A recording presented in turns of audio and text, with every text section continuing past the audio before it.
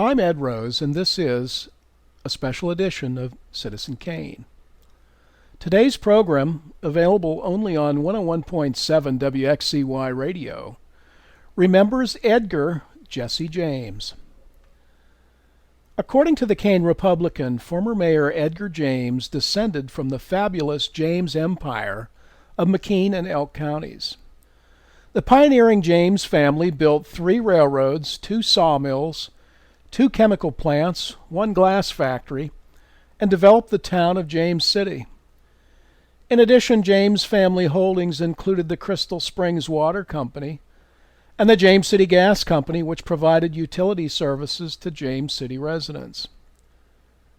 When Edgar Jesse James was elected mayor of Kane in 1968 to fill the unexpired term of Roy W. Hansen, he was the perfect fit for the job. With his family's roots on the Hilltop dating back more than 100 years, Jesse, as he was sometimes known, was straight out of Central Casting. When he later sported a signature black beard, the strapping 6-footer looked as if he had stepped out of the Wild West. Jesse James was no outlaw. Far from it. A graduate of Kane High and a veteran of the U.S. Air Force, by the time he threw his hat in the ring for mayor, he had already served Kane and the community in many capacities. First as president of the Kane Rotary Club, he later chaired the Kane United Fund and was an active member of the Kane Fire Department, the Masonic Lodge, the Presbyterian Church, and the Elks Club. Jesse James owned and operated Modern Way Supply and was an ambassador of winter sports and a charter member of the Pennsylvania Snowmobile Association. As an Arctic cat dealer, his influence helped develop the area as a center of recreation and tourism for enthusiasts of the sport. As president of the Kane Borough Council, and after several years of effort, Jesse James brokered a $1 million bond deal that financed badly needed sewage treatment facilities in North and West Kane. In the late 1960s, when Kane was emerging as a gateway to the Allegheny National Forest, James took a leadership role in the Route 219 Association, improving the road through Kane and promoting local merchants. Jesse James was the face of Kane for more than 3 decades. As chairman of Kane Area Development Incorporated, he was lead cheerleader for the town's local economy. In 1969, Mayor James snipped a white ribbon to signify successful completion of the Route 6 project, improving Fraley Street with widened streets and sidewalks, without a bond issue and the town taking on additional debt. More than 3,500 spectators celebrated a grand reopening with a parade, shopper promotions, and street dancing. In 1971, James took a hard line with area teens when he enforced an under-18 curfew at 10 p.m. nightly.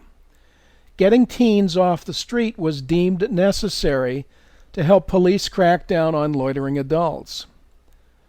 In 1975, Mayor James made the first touch-tone phone call when Bell Telephone brought the newly enhanced service to Kane. Another enduring project completed during Jesse James' run as mayor was the Central Towers housing high-rise. This much-needed improvement provided convenient senior living accommodations and could not have hit closer to home with Mayor James. With the James family homestead at 100 Edgar Street being practically next door, James could look out his window and count the smiling and appreciative senior citizens. Mayor James was first vice chairman and past president of the Pennsylvania State Association of Boroughs and served on its board for many years before earning the honor Outstanding Mayor of the Year in 1999. Perhaps his highest honor was when the street on which he lived was renamed from Edgar Street to Edgar James Street, putting him in the pantheon with the likes of Fraley, Biddle, Dawson, and others. Make no mistake, Edgar James was no Wild West character, and he did not chase stagecoaches. He was a loyal and dedicated public servant and is remembered fondly by many in his hometown. And to all of those individuals who transformed the evergreen enchanted playland from a dream to a reality, heartfelt appreciation and sincere thanks. And be it therefore resolved that this resolution be signed by the mayor on behalf of the members of council, and that the seal of the borough be affixed hereto and attested by the secretary of the borough. Be it further resolved that this resolution be placed in a time capsule which shall be secured at the site of the playground.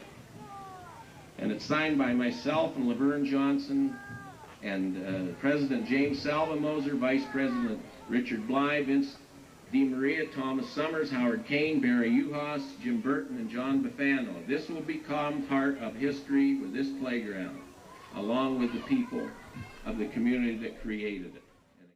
Well, that's all for now, friends. Please send your comments and story ideas to citizenkanepa@gmail.com. And thank you for listening.